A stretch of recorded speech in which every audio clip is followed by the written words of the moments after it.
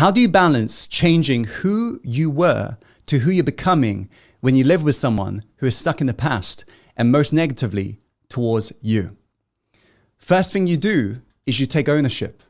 You chose to be in that situation.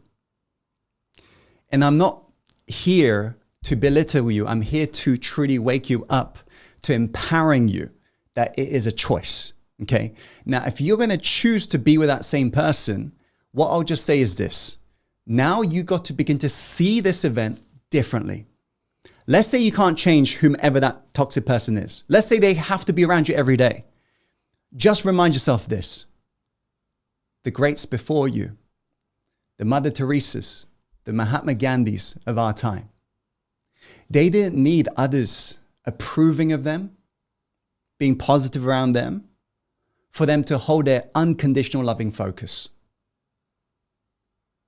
They just were. Likewise yourself. You don't need people truly trying to always uplift you all the time. If you're coming from that place of holding that unconditional empowerment. The thing is, most of us are not there. So until we're there, we got to begin to practice and prepare for these moments when somebody is trying to bring us down.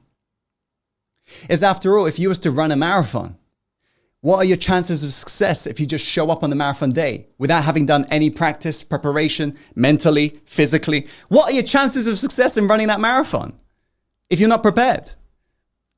0. Pretty low. Yes or no, by the way.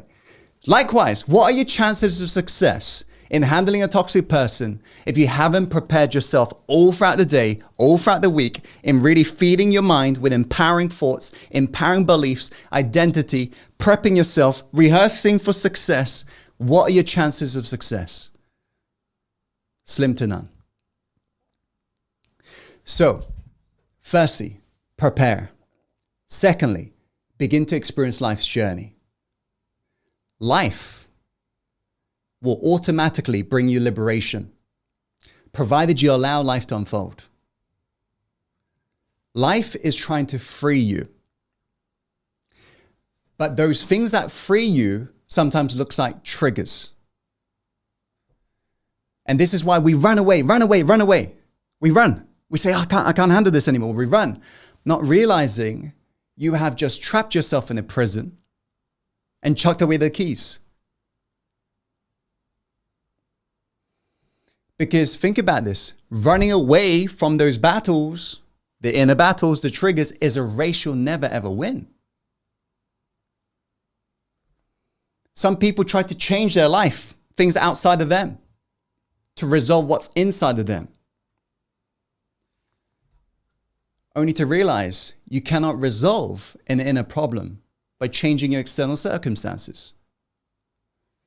Hence why somebody can go into a new relationship desperately wanting to feel love, but if they don't love themselves enough, no one can ever make you feel that way because you're rooted in hatred. How many of you need to hear that? So what's important is you begin to realize that people, triggers, are a great chance for you to liberate and heal. What are your wounds?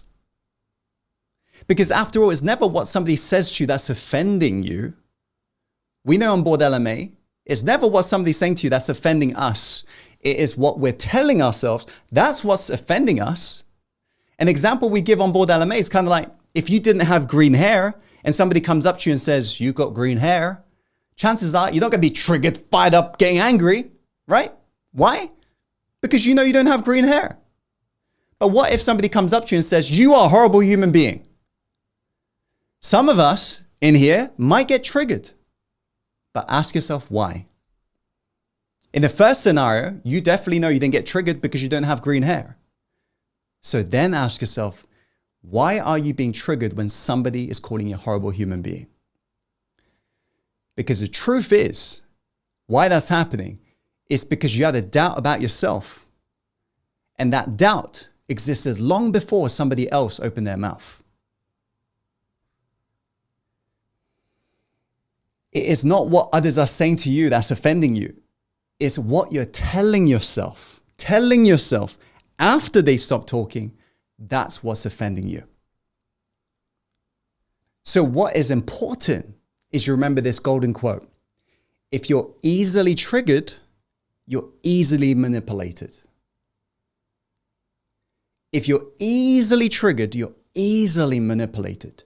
If you want to avoid manipulation, avoid being so triggered all the time.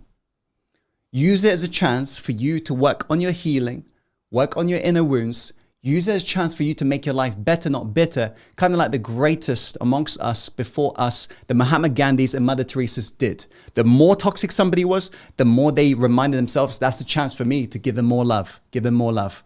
That's how they are able to strengthen that identity. That's liberation.